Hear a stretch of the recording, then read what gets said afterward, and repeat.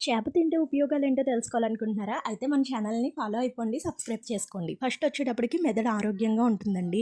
దీంట్లో omega 3 fatty acids అయితే ఉంటాయి. దీనివల్ల మనకి మైండ్ కాన్సంట్రేషన్ పెరుగుతుందనమాట. పిల్లలకి ఇవ్వడం చాలా మంచిది. నెక్స్ట్ వచ్చేటప్పటికి హార్ట్ అయితే హెల్తీగా ఉంటుంది. దీంట్లో ఉన్న కొలెస్ట్రాల్‌ని అయితే తగ్గిస్తుందనమాట. అంటే చెడు కొలెస్ట్రాల్ ఉంటుంది కదా! అదండి.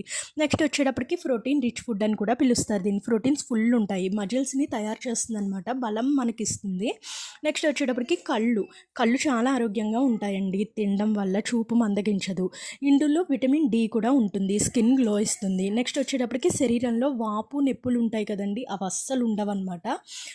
నెక్స్ట్ టెన్షన్ స్ట్రెస్ని కూడా బాగా తగ్గిస్తుంది. సో మీరు చేప తినాలి, వెజిటేరియన్స్ తినరు అని చాలామంది, కానీ దానికి తగ్గట్టు మీరు ఉండేలా చూడండి. నేను వీడియో అయితే చేస్తాను. ఆ ఛానల్ నచ్చితే కనుక ఫాలో అవ్వండి, సబ్స్క్రైబ్ చేసుకోండి. Thank you.